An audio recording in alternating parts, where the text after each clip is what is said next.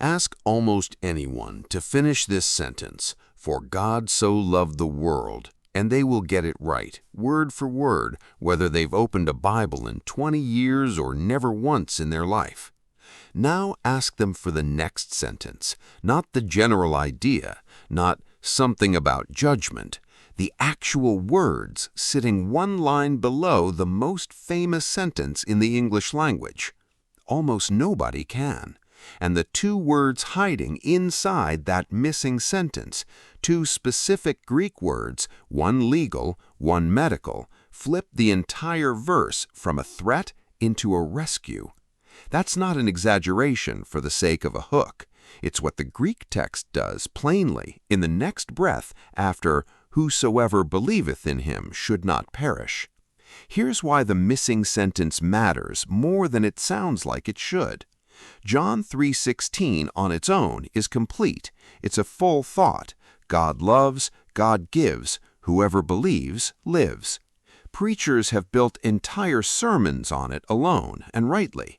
But a sentence that ends in "should not perish" leaves an obvious question hanging in the air of anyone listening closely. Perish compared to what? If believing leads to life, what exactly happens to the world that doesn't believe yet? Is this a rescue, or is it a verdict with a grace period attached? For a lot of people, that unanswered question gets filled in by default with the worst possible guess. A quiet background assumption that God's basic posture toward the world, toward you specifically, is a judge behind a bench, waiting to see whether you clear the bar.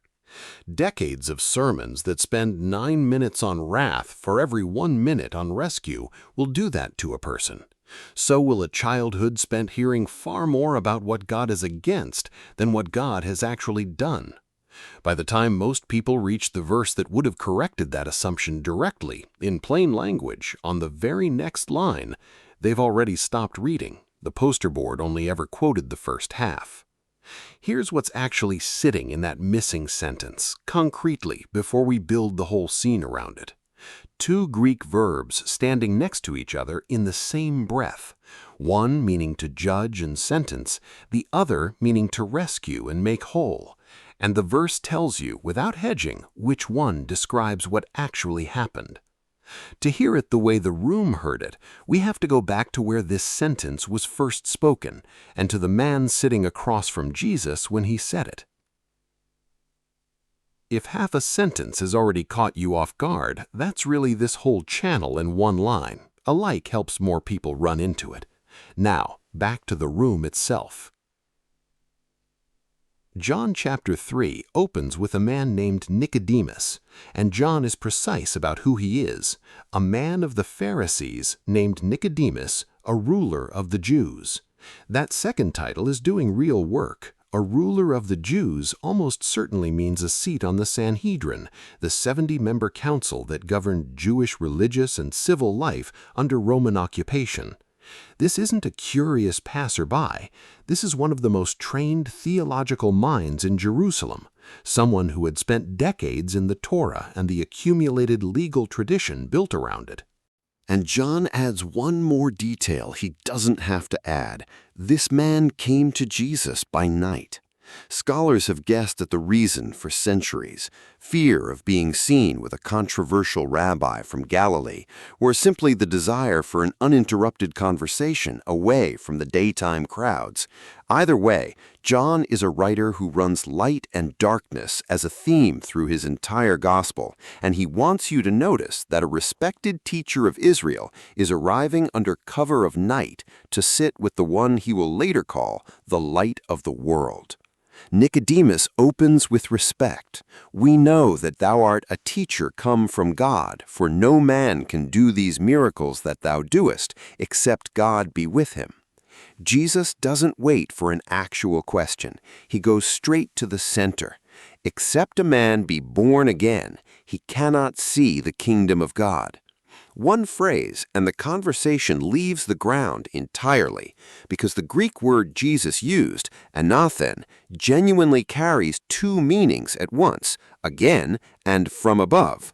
That double meaning gets a full video of its own on this channel if you want the whole thing after this one. For now, what matters is just enough to follow Nicodemus. He hears the first meaning and gets stuck there, asking how a grown man re-enters his mother's womb a second time. He's not being deliberately obtuse. He's a careful reader doing exactly what a careful reader does, taking the plainest sense of the word first and running straight into a wall. Because the plainest sense isn't the only sense Jesus intended. What matters for where we're going is simply this.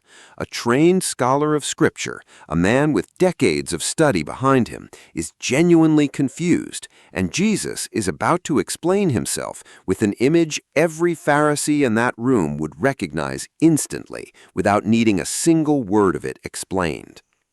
As Moses lifted up the serpent in the wilderness, even so must the Son of Man be lifted up. Numbers chapter 21. Israel worn down in the wilderness, complaining bitterly, and God sends venomous serpents into the camp. People are dying. Moses intercedes, and God gives an unusual instruction.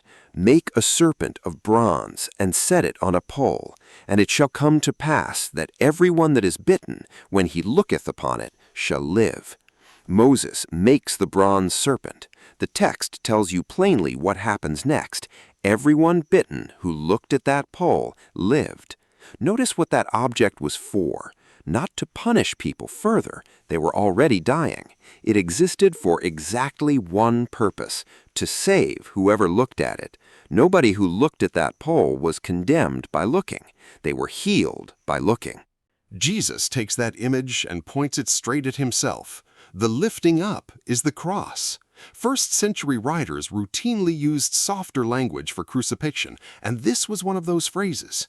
Jesus is telling a member of the Sanhedrin, quietly at night, that he is going to die the way Rome executed criminals, and that his death will function exactly like that bronze pole in the wilderness, something to look at, something to trust, something that saves rather than condemns. That image is sitting directly behind John 3:16, one sentence before it. And once you see it, verse 17 stops being a surprise. It becomes the only sentence Jesus could have said next. So here is verse 16 in full. For God so loved the world that he gave his only begotten Son, that whosoever believeth in him should not perish, but have everlasting life. Complete, beautiful, and it ends on a word perish that naturally raises the exact question we asked in Block 2.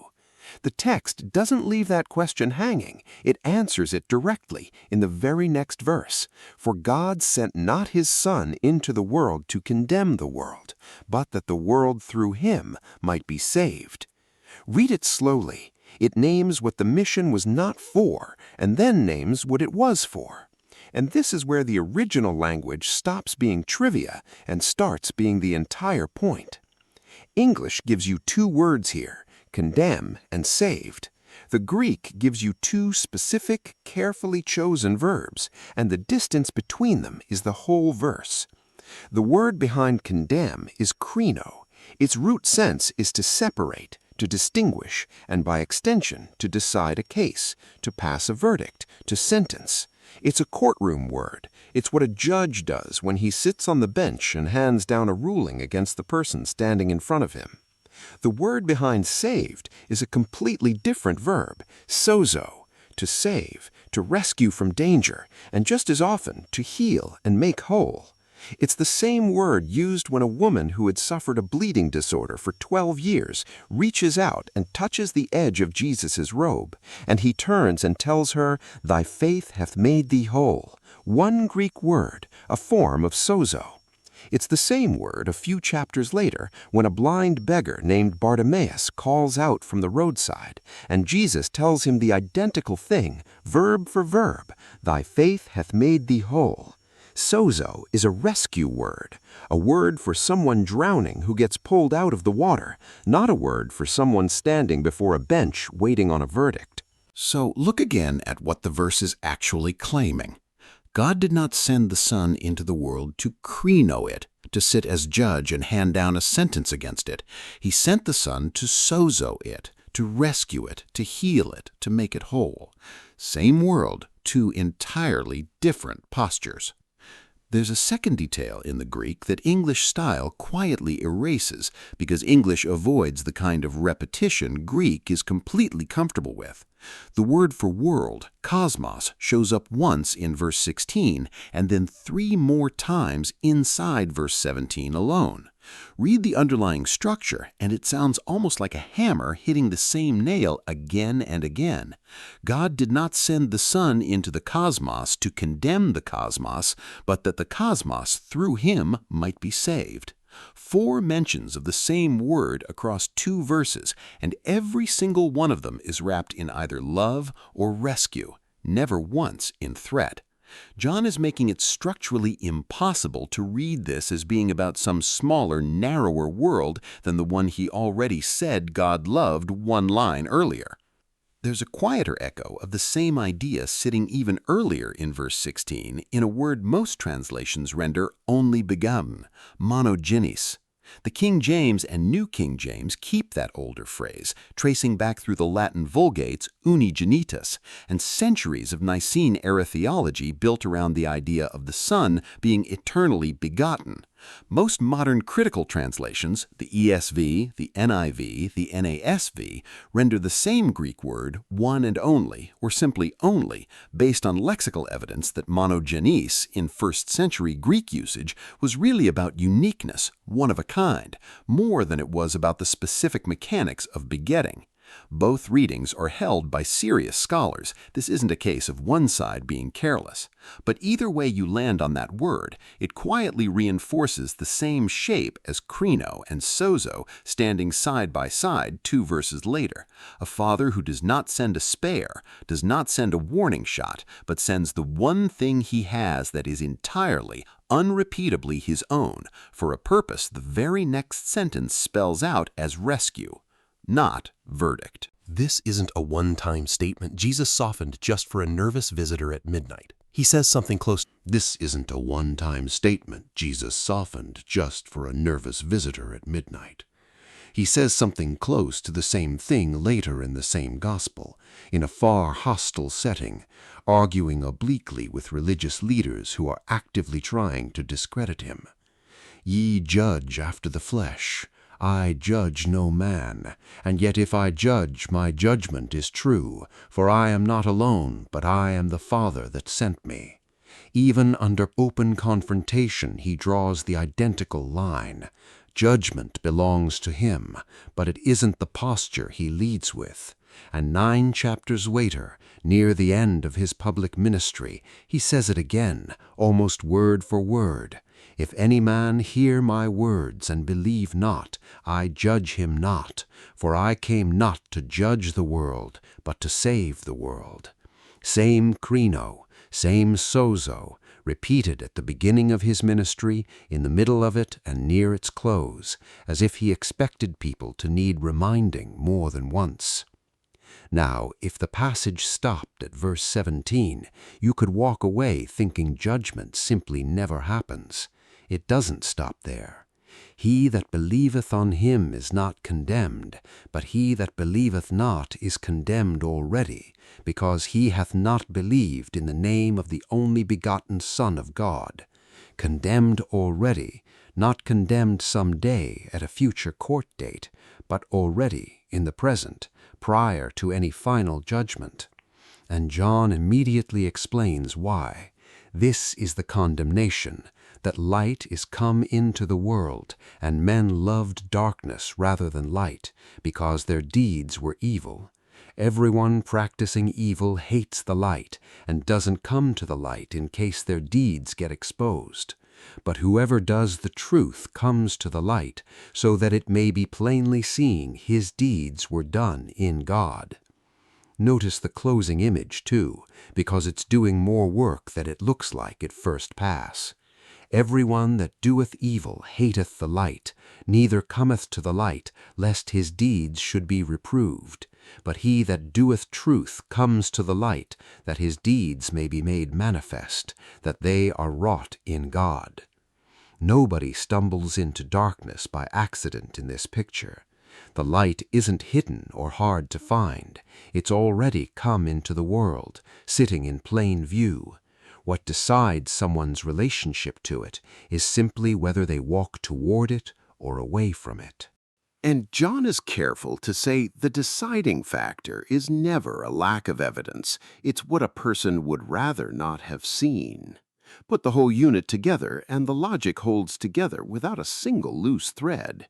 Verse 17 tells you the Son didn't come to condemn the world.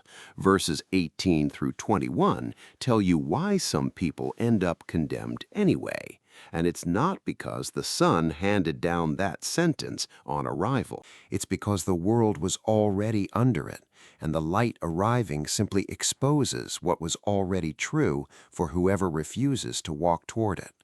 The condemnation isn't something added, it's something uncovered. Worth knowing because it shows how closely this short passage has been studied for centuries, word by word.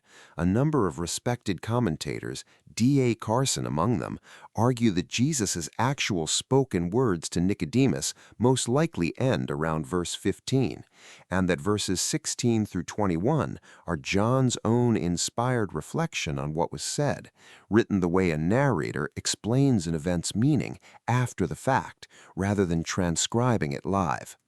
Other scholars argue the quotation runs all the way through verse 21.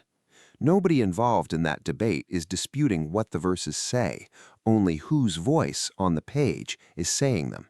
Either position treats the passage as fully authoritative. So here's the honest question underneath all of this.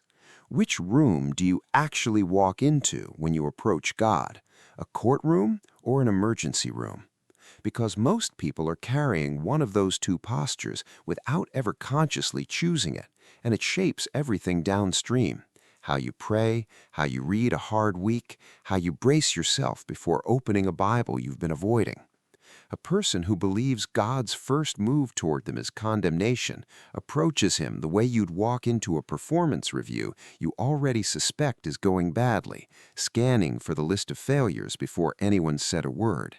A person who has actually let verse 17 sink in walks in the way that bleeding woman reached for the hem of a robe in a crowded street, expecting to be made whole, not exposed. Same God, same Son, two completely different rooms, depending entirely on whether you read past the semicolon. Step back and look at the whole shape of it together. A bronze serpent lifted up in the wilderness, healing instead of harming whoever looked at it. A member of the Sanhedrin told under cover of night that the same rabbi would be lifted up the same way.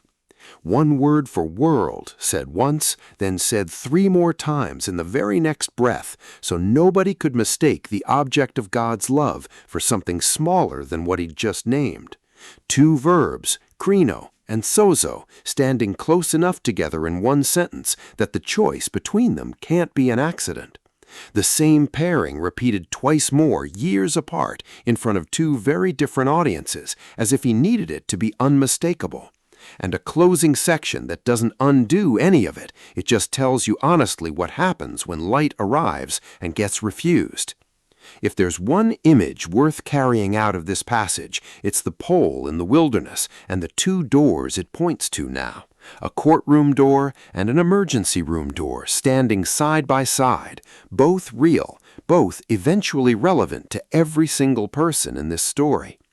John 3:17 isn't telling you the courtroom door doesn't exist somewhere down the hall. It's telling you plainly which one the Son actually walked through first and which one he's still holding open.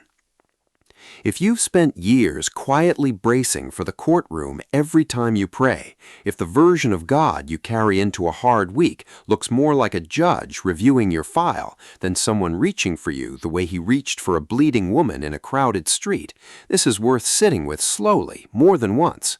The bronze serpent wasn't raised to add to the suffering of people already dying in that wilderness. It was raised so that anyone who looked up would live. No ritual first, no proving yourself worthy first. Just look and live. That's the same shape sitting inside the sentence you already know by heart and the one right beneath it that almost nobody's ever been handed. Next time you see "For God so loved the world" on a sign or a shirt or a shelf, finish the sentence the way John actually wrote it, one continuous breath, not a famous half. And if this changed how you'll read a verse you thought you'd known your whole life, tell us which room you've been walking into. Subscribe and leave the word sozo in the comments if this is the first time you've heard it. That's genuinely how a channel like this finds the next person who's only ever heard half the sentence.